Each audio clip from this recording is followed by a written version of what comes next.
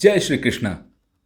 भगवान के दिए सिर्फ 2 पैसे भी आपकी तकदीर बदल सकते हैं। इसी पर आधारित है हमारी आज की कहानी। तो आइए शुरू करते हैं। एक बार श्री कृष्ण और अर्जुन कहीं भ्रमण पर जा रहे थे।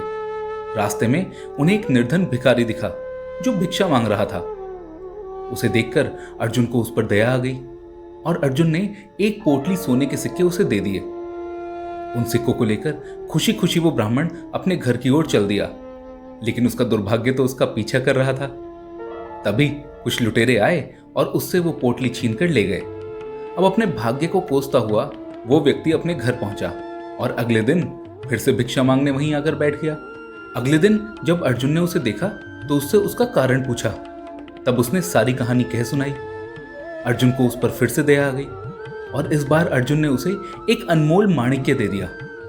उस माणिक्य को लेकर फिर से वो ब्राह्मण अपने घर की ओर चल दिया और अपने उज्जवल भविष्य के सुंदर सपने देखता हुआ अपने घर पहुंचा।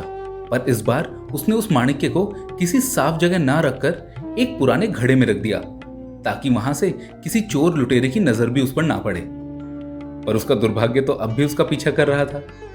तो उसकी पत्नी नदी पर जल भरने के लिए गई हुई थी और रास्ते में उसका मटका टूटकर गिर गया। इसलिए वो वापस घर आई और उसने वो पुराना घड़ा जिसमें ब्राह्मण ने माणिक्य रखा था उसको साथ में लेकर नदी में पानी भरने चली गई। वहां पहुंचकर जैसे ही उसने उस घड़े को नदी में डुबोया, तभी माणिक्य जलधारा के साथ बह गया। ये बात जब उस ब्राह्मण को पता चली तो वो बहुत दुखी हुआ और बस फिर से भिक्षा मांगने उसी स्थान पर बैठ गया। अब अर्जुन जब फिर से वहां से गुजर रहे थे, उनकी नजर उस ब्राह्मण पर पड़ी और वो फिर से भिक्षा मांग रहा था। तो उन्होंने उससे इसका कारण पूछा और उसने फिर से अपनी पूरी कहानी कह सुनाई। तब अर्जुन मन ही मन सोचने लगे कि वो इस ब्राह्मण का दुर्भाग्य कैसे सौभाग्य में बदल सकते हैं।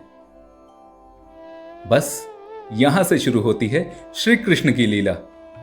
उन्होंने उस ब्राह्मण को 2 पैसे दान में दिए। ब्राह्मण कुछ नहीं बोला और अपने घर की ओर चल दिया। जब ब्राह्मण वहां से गया तो अर्जुन ने श्री कृष्ण से कहा, प्रभु, जो काम मेरे एक सोने की पोटली और अनमोल माणिक्य ना कर पाए, वो काम आपके 2 पैसे क्या करेंगे?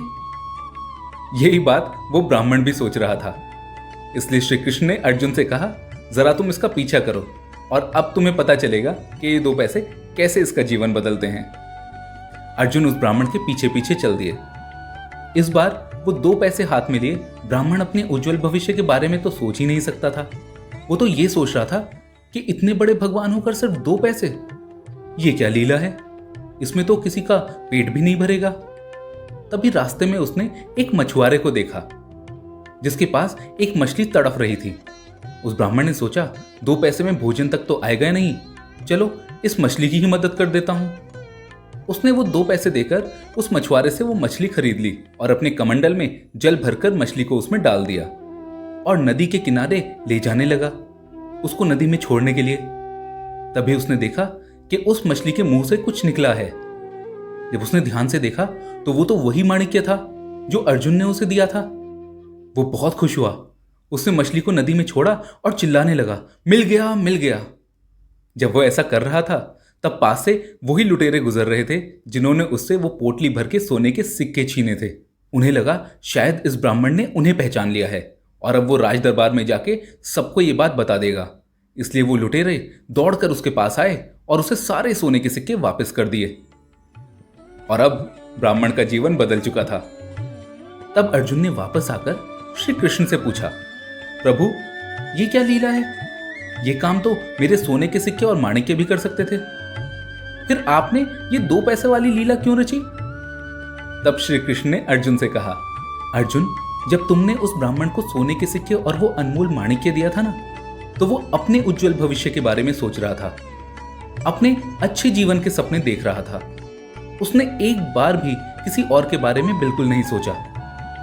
जबकि जब मैंने उसे केवल 2 पैसे दिए तो उसने किसी और का भला करना चाहा और उसने एक मछली को जीवन दान दिया।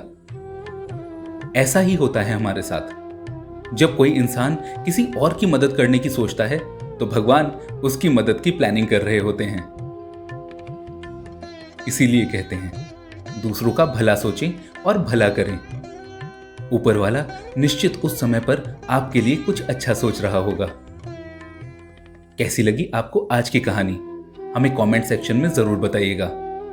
मैं हूं हिमांशु शर्मा, theastrologic.com पर ऐसी और कहानियों के लिए जुड़े रहें theastrologic.com के साथ। धन्यवाद।